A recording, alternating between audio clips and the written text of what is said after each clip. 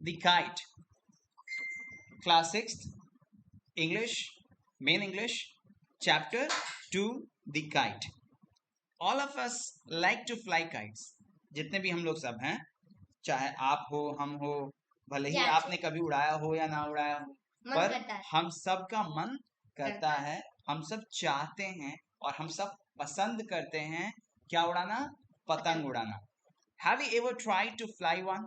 क्या कभी आपने कोशिश किया है कि कोई एक पतंग उड़ाए? हाँ. आपने कब कोशिश किया? पटना में, क्योंकि आपके सामने वो उड़ता उड़ता आपके सामने आपके पास आ गया था और मैं काट दिए. तुमने तुम खुद काटे थे उसको? खुशी दी. हाँ, ओके, ठीक है.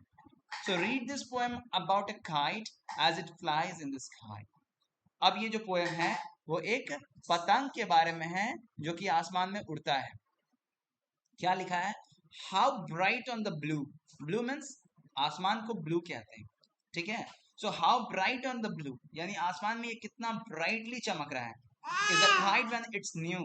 जब ये नया होता है, जब नया नया पतंग खरीद के लाते हैं तो चमकता रहता है, बहुत सुंदर लगता है, बहुत अच्छा लगता है.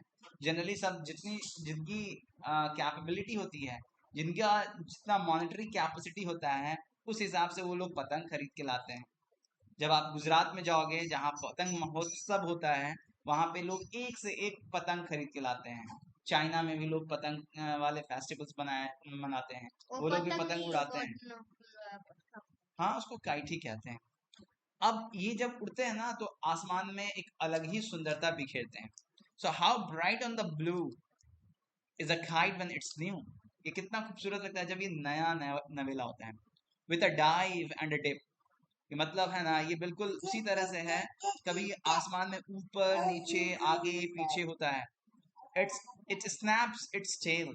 उसका जो टेल होता है, उसमें जो टेल लगाते हैं वो है ना आगे पीछे सांप की तरह लहराता है ना. It snaps its tail then soars like a ship.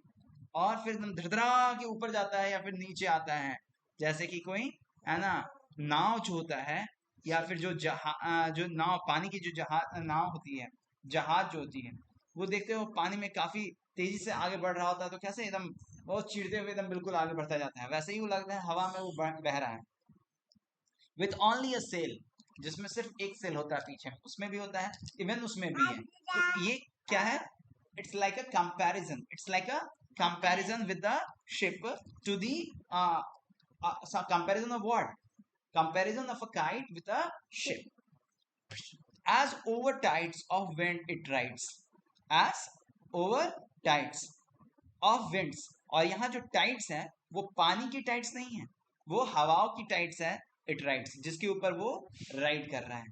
यानी यहाँ पे जो आसमान है वो समंदर की तरह ही वो फील करना चाहता है, बट ये समंदर हवाओं का है, पानी का नहीं है.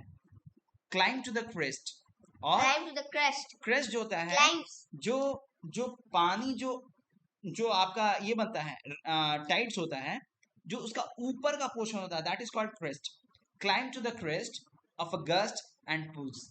एग्जैक्टली उसी तरह से उसके ऊपर वो चढ़ता है फिर उतरता है, of a gust and pulls, है ना. गस्ट क्या होता है? गस्ट गस्ट गस्ट तो मैं जानता हूँ. बता दो. ब्रीज. ब्रीज के टाइप का होता है. ब्रीज देख लेते हैं. गस्ट का होता है. गस्ट का मतलब होता है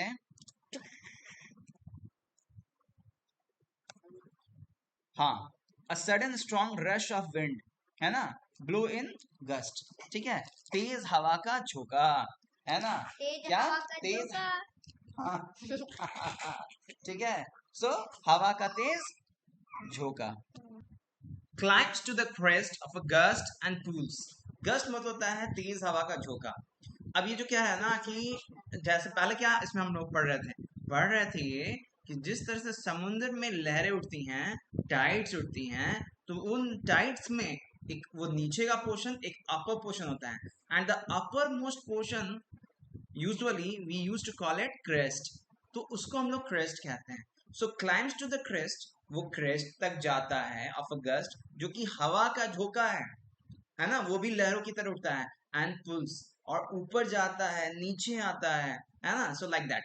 then seems to rest as wind falls. और जब हवा रुकती है या हवा मतलब हवा जो ऊपर चढ़ रही थी जब वो नीचे की ओर गिरती है तो वो पतंग भी नीचे आती है. Then seems to rest और लगता है कि जैसे वो अब आराम कर रही हो. जैसे हम लोग कैसे कंधों को झुकाते हुए यू रेस्ट करते हो, थक गए, है ना. एग्जैक्टली वैसे ही जो काइट है वो आराम करती है. When string goes slack, ठीक है, when string goes slack you wind it back. So जब धागा जो है यानी जिस धागे से पतंग बंधी होती है जब वो लूज होती है वो ढीली पड़ती है यू विंड इट बैक तब उसको आप क्या करते हो दोबारा से लपेटते हो, है ना. वो जो उसको हम लोग एक्चुअली क्या उसको कहते थे, लटाई कहते थे, है ना. ठीक है, जिसमें हम लोग धागे को लपेटते थे. So you wind it back, so आप उसको क्या करते हो दोबारा से इसको रोल बैक करते हो, है ना. धागे को दोबारा से विंड करते हो मतलब लपेटते हो. एंड रन अंटिल और तब तक दौड़ते हो अ न्यू ब्रीज ब्लोज. सो बच्चे जो होते थे फील्ड्स में वो छोटे से वो मतलब थोड़े पतंग को लेते थे, थोड़ा दौड़ते थे. जब दौड़ते थे तो हवा का थ्रस्ट उसके ऊपर पड़ता था तो वो हल्का हल्का हल्का हल्का हल्का हल्का अपने स्ट्रिंग को लूज करते थे ताकि वो हवा में ऊपर की ओर जाए. और फिर जब थोड़ा लूज होता था फिर थोड़ा दौड़ते थे और इस तरह से हवा में उसको काफी ऊपर तक उड़ाते थे. और फील्ड में हम लोग क्या करते थे पतंग उड़ाया करते थे. बहुत सारे लोग छत पे उड़ाते थे, बहुत सारे लोग फील्ड पे उड़ाते थे. हाँ थोड़ा बहुत हम उड़ाए थे, ठीक है. And run until a new breeze blows, जब तक कोई नई हवा का लहर नहीं चलता था तब तक वो दौड़ता है. And its wings fill and up it goes, और जब वो दौड़ता है तो उसके जो विंग्स होते हैं एक्चुअली जो पतंग होता है वो एक क्वाड्रिलेटरल नहीं होता. क्वाड्रिलेटरल तो होता है बट वो कैसा होता है, वो आपका कैसा हो सकता है, वो स्क्वायर हो सकता है, वो आपका रोम्बस हो सकता है. इसके साथ साथ वो आपका कौन सा शेप है जो कि ऐसे जाता है, दो आइसोस्केलेस ट्रायंगल्स का कॉम्बिनेशन हो सकता है. आइसोस्केलेस ट्रायंगल्स का कॉम्बिनेशन हो सकता है, दो आइसोस्केलेस ट्रायंगल्स का कॉम्बिनेशन हो सकता है. तो वैसे कंडीशन में बीच में काइट के बारे में बोल रहे हैं, काइट के बारे में बोल रहे हैं. आइसोस्केलेस जिसमें दो साइड्स इक्वल होते हैं, एक जो होता है वो डिफरेंट होता है, उसको आइसोस्केलेस कहते हैं. अब वैसे उस तरह के दो ट्रायंगल्स का एक कॉम्बिनेशन जो क्वाड्रिलेटरल होता है वैसा हो सकता है. अब यहाँ देखो, यहाँ पे फिर क्या कह रहा है, and its wings fill and up it goes. उसके जो विंग्स हैं, जो दोनों साइड के जो विंग्स होते हैं वो एक्चुअली लगता है कि हवा से वो भर गया है एंड ऊपर जाता है. How bright on the blue is a kite when it's new, कितना सुंदर लगता है आसमान में वो पतंग जब वो नया होता है. But raggeder thing you never will see. हाँ, रैगिडर मीन्स एक बेचारा, हाँ ठीक है. So but a raggider thing you'll never will see when it flaps on a string in the top of a tree. अच्छा, कह रहा है कि कभी कभी तुम देखोगे बेचारा एक वो जो पतंग है किसी पेड़ के ऊपर फंसा हुआ है, है ना, और फटा हुआ पुराना सा रंग उसका उड़ा हुआ. मैं तो जो देखा हूँ ना एकदम अच्छा अभी तुरंत अगर फंसा है तो अभी तो नया ही होगा, पर धीरे धीरे वो है ना पुराना हो जाएगा, खराब लगेगा, हो सकता है फिर उसका जो मटेरियल होगा फट जाएगा और उसके बाद फिर है ना उसका स्केलेटन बचा रह जाएगा, है ना. स्केलेटन नहीं, वुड का जो नहीं होता है, हाँ उसी को स्केलेटन कह रहे हैं. So when it flaps on a string in the top of a tree, generally वो कब ऐसा होता है जब वो किसी पेड़ वगैरह के ऊपर अटक जाता है तभी उस स्थिति में आता है. अदरवाइज हम लोग उसको कोई ना कोई उसको ले लेता है. ठीक है.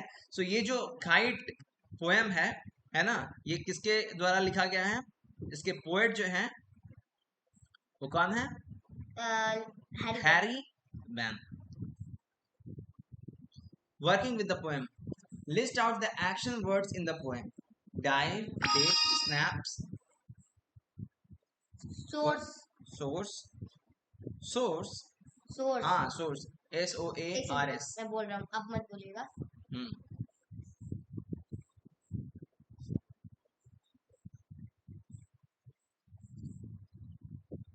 कितना टाइम लगाओगे? राइट्स। स्पेलिंग बोलो। RIDES। Rides. Climbs. Climbs. Pulls. Pools.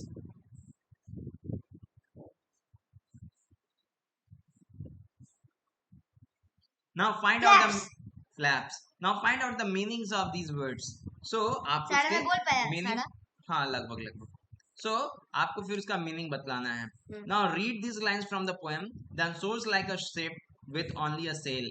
The movement of the tailless kite is compared to a ship with a sail. This is called smiley. So smiley क्या होता है?